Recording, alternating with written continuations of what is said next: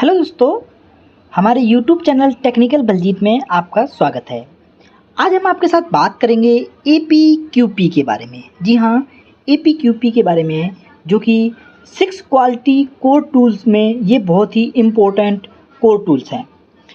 दोस्तों, जैसा कि आपको मालूम होगा कि APQP यानी कि एडवांस प्रोडक्ट क्वालिटी प्लानिंग, जी हाँ, ये एक इम्पोर्टेंट रोल प्ले करता है किसी भी न्यू प्रोडक्ट और प्रोसेस के डिजाइन में या डेवलपमेंट में।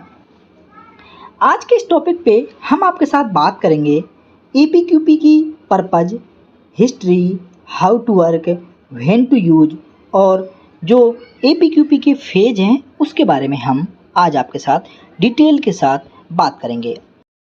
दोस्तों, आज के टॉपिक में आगे बढ़ने से पहले अगर आप हमारे चैनल के नए व्यूअर हैं तो चैनल को सब्सक्राइब करके बेल आइकन जरूर प्रेस करिएगा।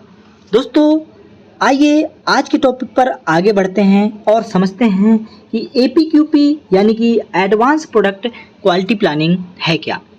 दोस्तों, सबसे पहले हम बात करेंगे पर्पज की, यानी कि APQP का पर्पज क्या है। तो APQP is a structured approach to product and process design, यानी कि यह प्रोसेस एंड प्रोडक्ट डिजाइन के लिए बेस्ट स्ट्रक्चर अप्रोच है। This framework is a standardised set of quality requirements that enable suppliers to design a product that satisfy the customer, यानी कि यह quality requirement को फुलफिल करने वाला या फुलफिल करने में हेल्प करता है, साथ ही सप्लायर को कस्टमर की रिक्वायरमेंट पूरी करने के योग्य भी बनाता है। साथ ही अगर हम बात करें APQP की हिस्ट्री की, तो APQP को फर्स्ट एडिशन जो है वो पब्लिश्ड हुआ था 1994 में, जो कि AIAG द्वारा पब्लिश किया गया था। AIAG यानी कि ऑटोमोटिव इंडस्ट्री एक्शन ग्रुप। उसके बाद सेकेंड एडिशन 2008 में आया APQP का, और करंट में जो APQP का थर्ड एडिशन चल रहा है जो कि 2024 में आया था। तो ये APQP की कुछ बेसिक सी हिस्ट्री है। आगे बढ़ते हैं तो आपको बता दें दोस्तों कि जो हमारा APQP है वो PDCA साइकिल की तरह ही वर्क करता है। अब आपने PDCA साइकिल अगर पढ़ी होगी तो आपको समझ में आ जाएगा कि PDCA साइकिल आखिर क्या है। तो दोस्तों, आपको बता दें कि PDCA साइकिल यानी कि प्लान, डू, चेक, एक्ट। जी हाँ, प्लान, डू, चेक, एक्ट का मतलब है कि APQP में भी सेम ऐसे ही होता है। आपको बता दें दोस्तों कि PDCA साइकिल को डॉक्टर डेमिंग साइकिल भी कहा जाता है, क्योंकि इसको डॉक्टर डेमिंग द्वारा डेवलप किया गया था। प्लान का मतलब होता है टाइम प्लानिंग। APQP में भी टाइम प्लानिंग होता है। तो प्लान में आपको टाइम प्लानिंग करनी होती है। डू का मतलब होता है वर्क एज पर प्लान। आपको जो भी आप प्लान बनाओगे उसके अकॉर्डिंग आपको वर्क करना है, यानी कि डू। फिर जो आपका चेक है, यानी कि आप प्लान के अकॉर्डिंग काम कर रहे हो या नहीं कर रहे हो, उसको आपको चेक करना है। और एक्ट, अगर आप के प्लान में कुछ वेरिएशन मिलता है तो आपको उस पर एक्शन लेना है। तो जो APQP है वो PDCA साइकिल की तरह ही वर्क करती है। अगर आपको डिटेल्ड में PDCA साइकिल के बारे में जानना है तो कमेंट करके ज़रूर बताइएगा, हम आपको PDCA साइकिल के बारे में ज़रूर डिस्कस करेंगे। दोस्तों, व्हेन टू यूज, यानी कि APQP की अगर हम बात करेंगे कि APQP को कब यूज किया जाता है, तो APQP applied when new product या प्रोजेक्ट डेवलपमेंट। जब भी कभी भी नया प्रोडक्ट और प्रोजेक्ट का डेवलपमेंट होता है तो उस टाइम पे APQP का यूज किया जाता है। या कह सकते हो कि any change in existing design and process, कोई भी जो भी डिजाइन चल रहा होता है, एग्जिस्टिंग में होता है, उस पर कोई चेंज आ जाता है या कुछ प्रोसेस में चेंज आता है तो उस टाइम पे भी APQP करते हैं। Any change in manufacturing location, अगर कोई भी जो प्रोडक्ट आप बना रहे हो उसका आपका मैन्युफैक्चरिंग लोकेशन चेंज हो जाता है तो उस टाइम पे भी APQP किया जाता है। दोस्तों, आगे बढ़ते हैं और बात करते हैं फेज ऑफ एपीक्यूपी के बारे में। दोस्तों एपीक्यूपी के 5 फेज होते हैं, बहुत ही इंपॉर्टेंट फेज होते हैं और ये एपीक्यूपी को सबसे इम्पोर्टेंट कोर टूल्स बनाते हैं, क्योंकि इन 5 फेज में बहुत ही भिन्न भिन्न प्रकार के वर्क होते हैं, जिसकी वजह से जो भी सप्लायर या कह सकते हैं कि वेंडर कस्टमर के लिए वर्क करता है, वह अपने कस्टमर की रिक्वायरमेंट को इन 5 फेज की हेल्प से पूरी कर पाता है। तो दोस्तों सबसे पहले हम बात करें planning and definition, product design and development, process design and development, product and process validation and feedback assessment and corrective action. तो ये एपीक्यूपी के 5 फेज होते हैं। अब अगर हम इनको डिटेल वाइज समझें तो सबसे पहले प्लानिंग एंड डिफिनीशन की बात करते हैं, यानी कि प्लानिंग एंड डिफिनीशन ये हमारा एपीक्यूपी का पहला फेज होता है। डिफाइन द प्रोजेक्ट फ्रेमवर्क, इसमें एक क्लियर सा वर्ड लिखा हुआ है, define the project framework, conditions including objectives, cost and time frame schedules. इसमें इस फेज में जो एपीक्यूपी का फर्स्ट फेज होता है यानी प्लानिंग एंड डिफाइन या डिफिनीशन, इस फेज में प्रोजेक्ट के बारे में प्रॉपर डिफाइन किया जाता है, यानी कि कस्टमर आरएफक्यू देता है, उस टाइम पे जब आरएफक्यू आता है कस्टमर का तो उस टाइम पे प्रिलिमिनरी बॉम्ब बनाया जाता है, बिल ऑफ मटेरियल जो होता है वो बॉम्ब बनता है। उस टाइम पे प्री प्रोसेस फ्लो शीट बनती है, प्रोसेस फ्लो चार्ट कह सकते हो।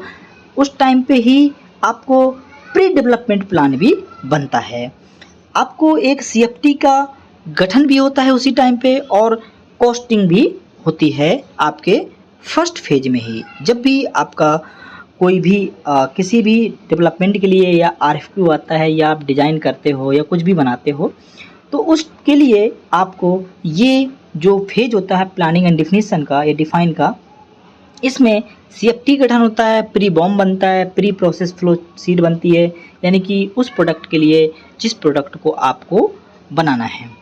नेक्स्ट अगर हम बात करें product design and development, product design and development की बात करेंगे तो design the product to meet customer requirements and minimise the risk of failures.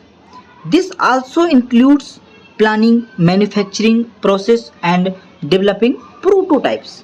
यहाँ पे एक वर्ड इंपॉर्टेंट यूज हुआ है, प्रोटोटाइप्स, यानी कि इस फेज में प्रोटोटाइप जो बनाना होता है, यानी कि किसी भी प्रोडक्ट का जो प्रोडक्ट आपको बनाना है, डेवलप करना है, उसका प्रोटोटाइप इस फेज में बन जाता है।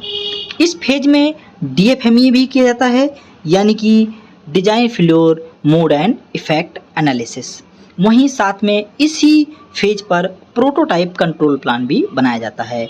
अगर आपको कंट्रोल प्लान के बारे में जानना है तो आप हमारे चैनल पे सब्सक्राइब करके क्वालिटी इंप्रूवमेंट प्लेलिस्ट में जाकर के आपको कंट्रोल प्लान से संबंधित वीडियो मिल जाएगा, जहां पर आपको prototype control plan, pre launch control plan, production control plan या कंट्रोल प्लान क्या होता है, कैसे वर्क करता है, उसमें क्या क्या चीज़ें इंपॉर्टेंट होती हैं, कैसे बनाते हैं, सारी डिटेल आपको उसमें मिल जाएंगी।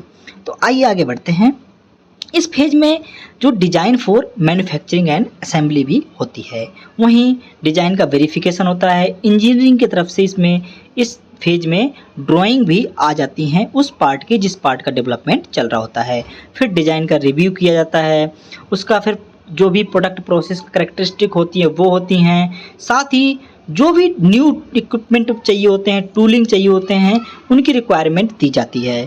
और गेजेज टेस्टिंग की रिक्वायरमेंट्स होती हैं, या कह सकते हैं कि माइक्रो डेवलपमेंट प्लान भी इसी फेज में बनाया जाता है।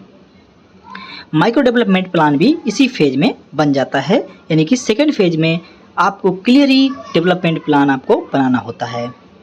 नेक्स्ट चलते हैं process design and development. Process design and development की बात करेंगे तो design the manufacturing process to produce the product to required specifications.